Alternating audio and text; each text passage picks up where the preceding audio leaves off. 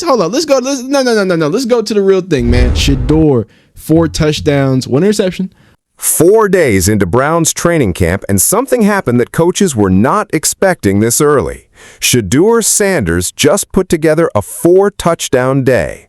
1 interception, that's the whole line. Meanwhile, the guy he's competing with threw 3 interceptions against the backup defense, and one of them came off a no-look pass that never had a chance to work. We're talking about Deshaun Watson, $230 million fully guaranteed, and right now the tape from day 4 is not doing him any favors at all. Let's break down exactly what happened. Let's start with the good news, because there's a lot of it. Day 4 of Browns camp, and Shedeur Sanders is putting on a show. The connection with rookie receiver Denzel Boston is starting to look like something special. Quick reads, quick releases, giving his guy a chance to go up and win the ball instead of forcing a perfect throw every single time. That's the kind of quarterbacking that veteran evaluators love to see out of a young passer. It's not about the flashiest arm talent. It's about trusting your guys and letting them make plays.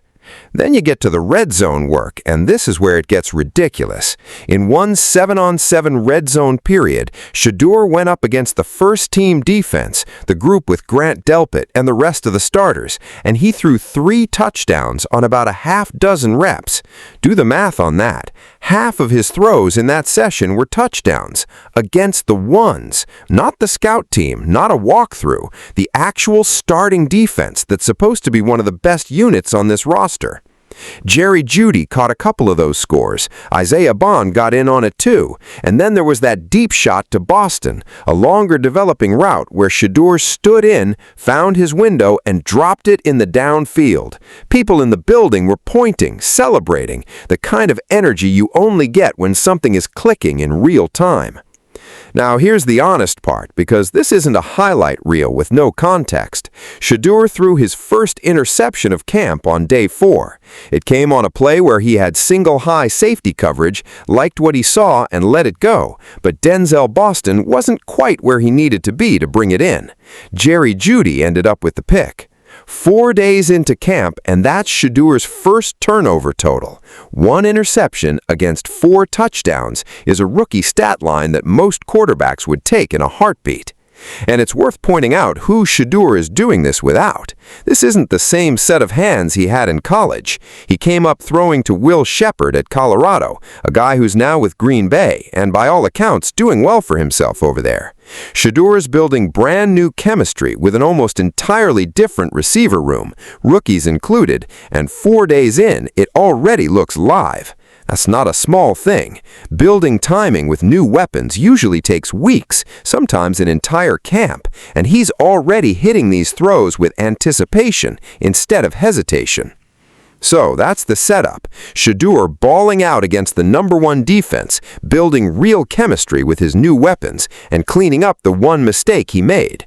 Now let's talk about what happened on the other side of that quarterback room, because it is a completely different story. Right. Shedeur had a really good first red zone 7-on-7 showing, apparently, if I have it from Daniel Oyefusi. Yeah, Shedeur wraps up his red zone work with a touchdown to Jeudy. He had 3 touchdowns and about a half-dozen reps. So about every other touchdown, half of his throws in that first red zone period were touchdowns. Here is that Jeudy touchdown here too. He also found Jeudy in the red zone session as well. Here's the claim going around the building right now. This isn't close. Deshaun Watson was working with the second-team offense on day 4. That matters because the 2s are going against a lighter defensive look than the 1s. It should be an advantage. Instead, Watson threw 3 interceptions in that session alone. The first one is at least partially explainable. Safety Emmanuel McNeil-Warren made a genuinely outstanding play, punching the ball out right as the receiver was securing it. Technically, it's ruled an interception, but it plays more like a forced fumble on a contested catch. Give credit where it's due. That's a defensive back making a real football play, not necessarily Watson putting the ball somewhere. Happening, a second interception, a third. And this is where it stops being about bad luck and starts being about decision-making, because these picks came in bunches against a defense that's supposed to be the easier matchup on the practice field. Let's put the numbers side by side, because the stats tell the story just as clearly as the eye test. Shedeur finished the day completing right around 59% of his throws. Watson finished a little higher at roughly 63%. On paper, that sounds close, maybe even favors Watson slightly, but completion percentage doesn't account for what actually happened with the football. 4 touchdowns and 1 interception versus 3 touchdowns and 3 interceptions is not the same tier of quarterbacking, no matter what the completion numbers say. And context matters here too. Shedeur was doing his damage against the starting defense. Watson was doing this against the twos. When you adjust for who each guy was actually playing against, the gap gets even wider than the raw stat line suggests. To be fair, Watson did have real moments. He found tight end Luke Farrell on a nice scramble drill throw, a legitimately good rep that showed touch and anticipation. Nobody's saying the former Pro Bowl quarterback forgot how to play football, but when the walk-away story from your practice session is 3 interceptions against backup competition, the good reps get buried, and that's exactly what happened here. It's also worth mentioning the third quarterback in this room, because it puts everything in perspective. Dillon Gabriel threw an interception of his own on day 4, working against the third-team defense, and his completion percentage actually came in lower than both Shedeur and Watson at just under 56%. Some of the local media has started comparing him to Steve Young off a few good throws, which is a lot to put on a guy who's still working through camp mistakes like everyone else.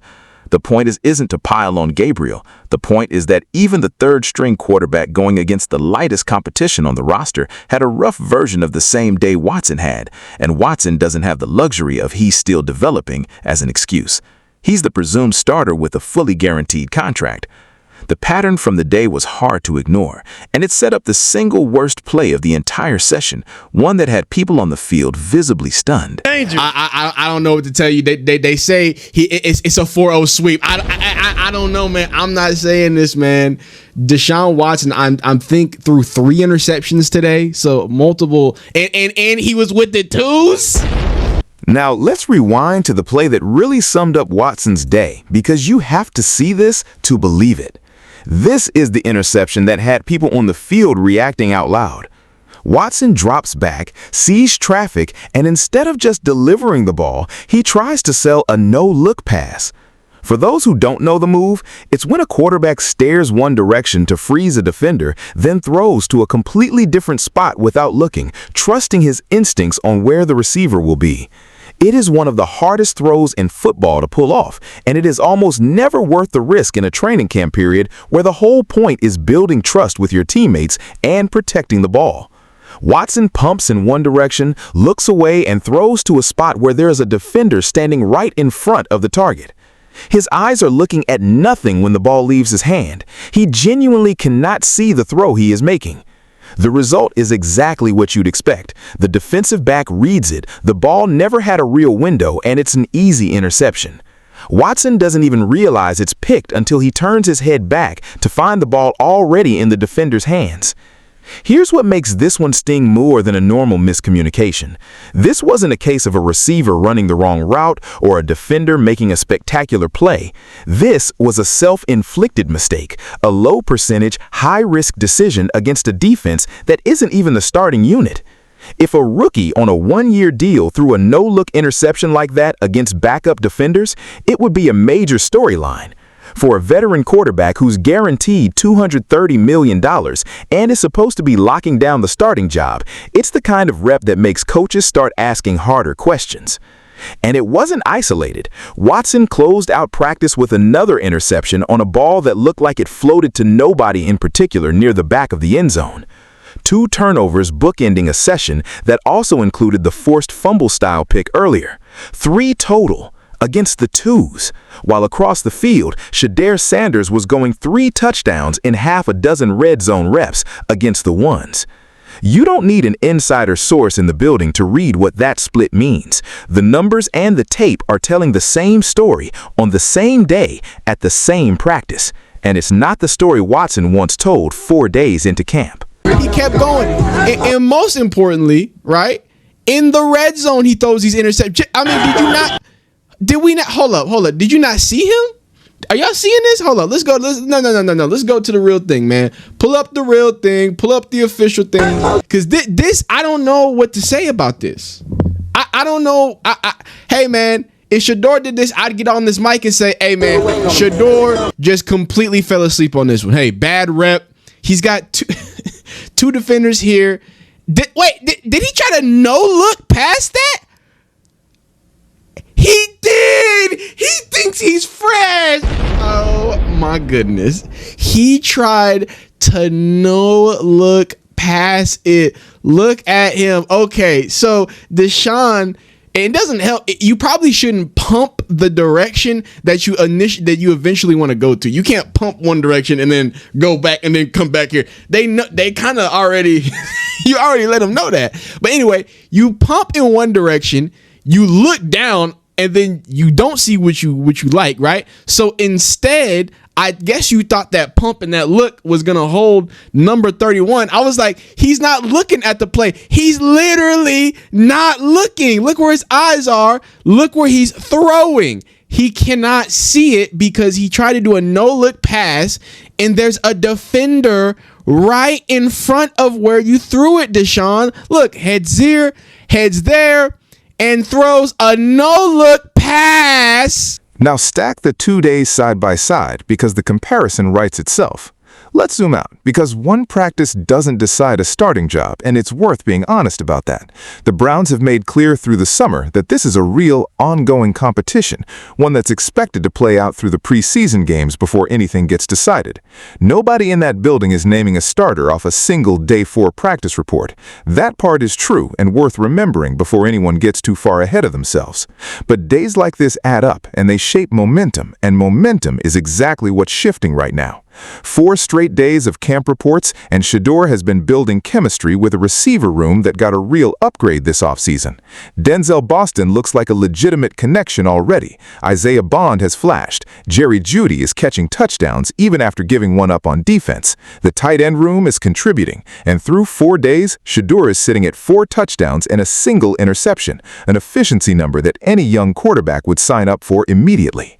On the other side, Watson is dealing with a 3-interception day against lesser competition on the heels of an offseason where reports out of OTAs already suggested he started strong and then tailed off as camp wore on. That's not a hostile read of the situation. That's just been the pattern described by multiple people around the team all summer. Health has been part of the conversation too, coming off 2 Achilles tears that wiped out his entire 2025 season. Nobody's questioning the resume Watson built earlier in his career. The question in Berea right now is what version of him shows up in pads, under pressure, with the job actually on the line. And that's the part that should worry Watson supporters. Practice recs against air, in shorts, without a real pass rush, are supposed to be where a veteran with his track record pulls away from a rookie. Instead, it's the rookie 5th-round pick who's playing clean, efficient football against the starters, while the $230 million veteran is throwing multiple picks against the scout-level defense. If that gap doesn't close once the pads go on, this competition stops looking close very fast. 4 days in, the tape says one thing loud and clear. Shedeur Sanders is playing like a guy who belongs. Deshaun Watson is playing like a guy who needs to figure something out, and fast, before this camp story writes itself.